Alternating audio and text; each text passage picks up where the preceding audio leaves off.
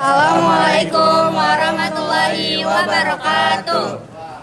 Kami dari kelompok Albert Einstein akan menjelaskan tentang radiasi elektromagnetik. Nama saya Erlangga Abidin. Saya Damain Rika. Saya Azril Fauzan. Saya Naila Aprilianti. Saya Hati Larasati. Saya Sulaiman Saleh. Pengertian gelombang elektromagnetik. Gelombang elektromagnetik adalah gabungan antara medan listrik dan medan magnet yang saling tegak lurus, berosilasi, dan merambat melewati ruang. Gelombang ini membawa energi dari satu tempat ke tempat lain tanpa medium perambatan. Gelombang elektromagnetik ini tercipta berkat adanya perubahan medan listrik yang menyebabkan medan magnet juga berubah. Dengan kata lain, gelombang ini terbentuk jika ada perubahan muatan yang dinamis. Proses terbentuknya gelombang elektromagnetik ini pertama kali dikemukakan oleh James Clerk Maxwell pada 1862 sampai 1864. Dia mengembangkan teori yang menghubungkan erat medan listrik dengan medan magnet. Selanjutnya ada sejarah gelombang elektromagnetik. Sebelum abad ke-19, orang-orang hanya mengetahui cahaya tampak. Barulah pada 1800, seorang astronom Inggris yang lahir di Jerman bernama William Herschel menyatakan ada sinar lain di luar cahaya tampak. Fakta ini ia sampaikan usai bereksperimen dengan memfraksikan berkas sinar matahari menggunakan prisma. Dari percobaan tersebut, terlihat cahaya tak kasat mata di luar warna merah yang menyebabkan suhu termometer menjadi tinggi. Cahaya ini kemudian dinamakan sinar infrared atau inframerah. Setahun sebelumnya, seorang fisikawan Jerman bernama Johann Wilhelm Ritter melakukan eksperimen serupa. Hasilnya, ditemukan berkas sinar matahari tak kasat mata dekat warna ungu yang menyebabkan plat perak klorida menghitam. Cahaya ini lantas disebut sebagai infraungu atau ultraviolet. Usai penemuan Ritter, terbitlah teori Maxwell sebagaimana yang telah disinggung sebelumnya. Temuan Maxwell ini lantas dibuktikan oleh Heinrich Hertz pada 1887. Hasilnya, terbukti terdapat gelombang di luar rentang sinar inframerah yang selanjutnya disebut sebagai gelombang mikro dan radio. Penelitian demi penelitian terus berlanjut, hingga akhirnya fisikawan Jerman bernama Wilhelm Röntgen menemukan sinar X-ray pada 1895. Berkas sinar ini dapat menembus benda padat. 5 tahun setelahnya, atau lebih tepatnya pada 1897, Rutherford menemukan sinar alfa dan beta. Beranjak dari temuan itu, seorang fisikawan dan kimiawan asal Prancis bernama Paul Ulrich Villard menemukan sinar gamma. Cahaya ini bersifat netral, memiliki energi yang lebih tinggi daripada sinar X-ray, serta memiliki frekuensi tertinggi. Teori gelombang elektromagnetik ini akhirnya disempurnakan oleh Albert Einstein pada 1905. Ia menemukan konsep relativitas khusus. Lalu di sini saya akan menjelaskan spektrum elektromagnetik. Nah, di sini dibagi menjadi 7 dan saya akan membacakan 3 dari 7 tersebut. Nah, yang pertama ada gelombang radio. Gelombang radio merupakan jenis gelombang elektromagnetik, di mana adanya gelombang elektromagnetik tersebut adalah ketika bunyi atau audio berubah menjadi suatu listrik dengan melalui gelombang osilator atau gelombang pembawa. Beberapa benda yang memanfaatkan gelombang radio ini adalah seperti televisi, radio, telepon, dan radar. Gelombang elektromagnetik ini pertama kali ditemukan oleh Heinrich Hertz serta digunakan oleh Marconi sebagai media komunikasi. Lalu yang kedua ada gelombang mikro atau microwave.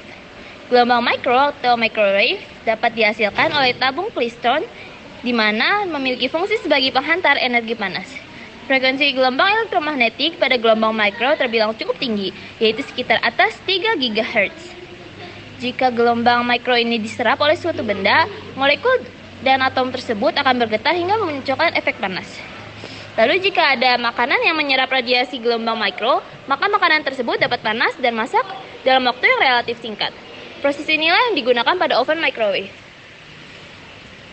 Nah, yang ketiga yaitu gelombang inframerah atau infrared.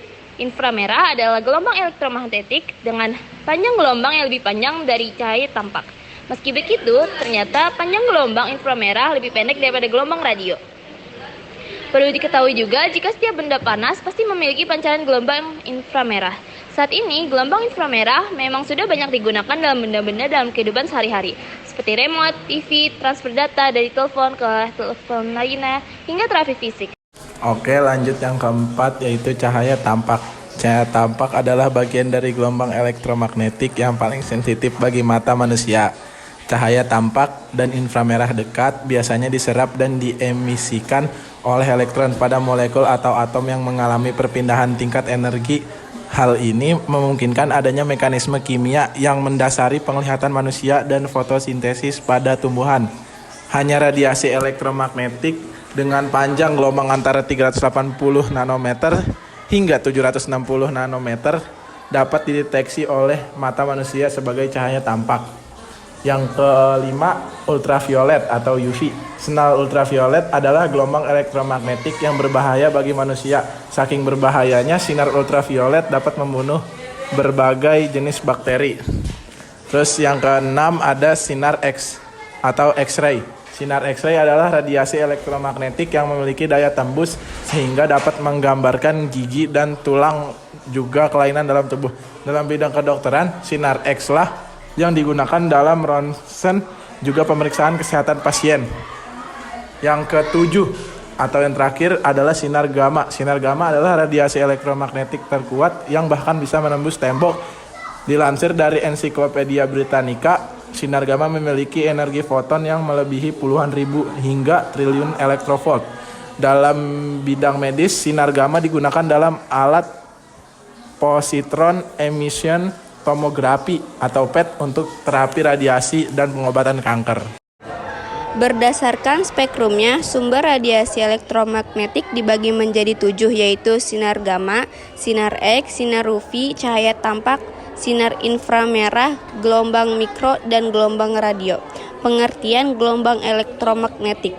Gelombang elektromagnetik adalah gelombang yang tidak membutuhkan medium untuk merambat. Artinya gelombang elektromagnetik bisa merambat meskipun dalam ruang hampa seperti di luar angkasa. Gelombang elektromagnetik dibentuk oleh medan magnet dan medan listrik yang saling merambat tegak lurus. Sumber penghasilan gelombang elektromagnetik berbeda-beda. Beberapa di antaranya dihasilkan oleh nuklir atau atomik yang di dalamnya memuat fisika kuantum. Perhatikan ilustrasi. Selanjutnya ada bahaya dari radiasi elektromagnetik. Yang pertama ada dampak radiasi UVB pada tumbuhan, yaitu dapat menyebabkan pertumbuhan tanaman menjadi lambat dan beberapa bahkan menjadi kerdil. Sebagai akibatnya, hasil panen sejumlah tanaman budidaya akan menurun serta tanaman hutan menjadi rusak. Yang kedua ada microwave. Nah, microwave ini tuh dapat menimbulkan efek stres pada saraf otak. Terus yang ketiga ada terciptanya lubang ozon. Apabila terjadi lubang ozon, maka sinar ultraviolet, khususnya yang jenis ultraviolet tipe B yang memiliki panjang gelombang 290 nm, dapat menembus ke permukaan bumi dan kemudian mengenai orang sehingga dapat menyebabkan kulit manusia tersengat, mengubah molekul DNA, dan bahkan bila berlangsung terus-menerus dalam jangka waktu lama dapat memicu kanker kulit. Selanjutnya ada radiasi handphone. Radiasi handphone ini dapat mengacaukan gelombang otak, menyebabkan sakit kepala, kelelahan, dan hilang memori. Pemakaian handphone bisa menyebabkan kanker otak. Lalu ada beberapa efek negatif juga yang bisa muncul sebagai akibat radiasi handphone, antara lain kerusakan sel saraf, menurunnya atau bahkan hilangnya konsentrasi, merusak sistem kekebalan tubuh, meningkatkan tekanan darah, hingga gangguan tidur dan perubahan aktivitas otak. Lalu selanjutnya ada dampak negatif WiFi sehubungan dengan radiasi elektromagnetik. Keluhan nyeri di bagian kepala, telinga, tenggorokan, dan beberapa bagian tubuh lain bila berada dekat dengan peralatan elektronik atau menara pemancar. Nah, yang terakhir itu ada sinar X dan sinar gamma. Nah, kedua sinar ini dapat menyebabkan kerusakan sel atau jaringan hidup manusia. Dari hasil pembahasan gelombang elektromagnetik di atas dapat ditarik kesimpulan begitu besar peranan gelombang elektromagnetik yang bermanfaat dalam kehidupan kita sehari-hari tanpa kita sadari keberadaannya. Gelombang elektromagnetik adalah gelombang yang dapat merambat waktu, tidak ada medium. Energi elektromagnetik merambat dalam gelombang dengan beberapa karakter yang bisa diukur, yaitu panjang gelombang atau wavelength, frekuensi, amplitude atau amplitude, kecepatan. Gelombang elektromagnetik terdiri atas medan magnet dan medan listrik yang berubah secara periodik dan serempak dengan arah getar tegak lurus satu sama lain, dan masing-masing medan tegak lurus arah rambat gelombang. Terima kasih. Sekian dari kelompok kami, kurang lebihnya mohon maaf. Wassalamualaikum warahmatullahi wabarakatuh.